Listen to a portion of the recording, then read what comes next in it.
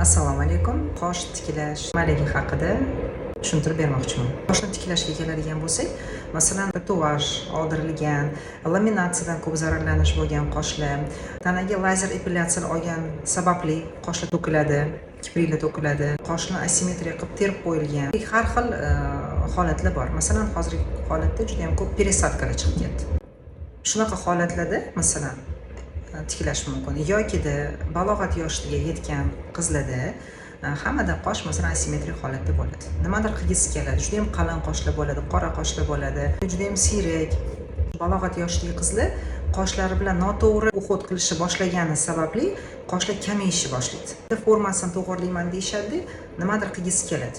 Ana o'shunaqa holatda ham to'g'irlab turib qoshlarni 2 oyda yoki 3 oyda qoshi o'ziga qarab turib 2-3 marta ishlansa, balog'at yoshidagi qizdagi qoshlarini ham keyinchalik umuman termaslikka, tegmaslikka olib kelinadi bu narsa.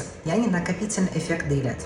Kam bo'lsa ozgina qalinlashtiriladi. Ayniqsa juda ham qalin qora qoshlar bilan ham juda ham ehtiyotkor ishlaniladi.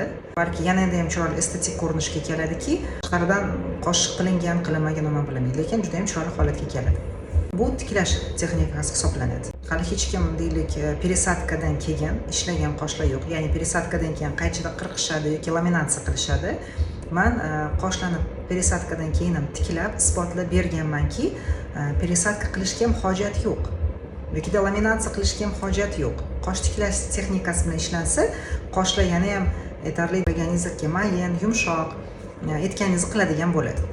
Ma'lum bir vaqt kelingan taqdirda ham natija bo'ladi. Bir marta kelganingizda ham natija yaxshi bo'ladi. Bu nakopительный effekt, asta-sekin yaxshi bo'ladi. Asosiysi bu texnika, metodikani ishlash bitta eng yaxshi tomoniki, men shuni maqsad qilganman. Buzilgan qoshlarni to'g'irlab termaslikka olib kelish. Ya'ni eng ilk holatiga kelish. Ilk holatidan ham juda ham chiroyli holatda bo'ladi.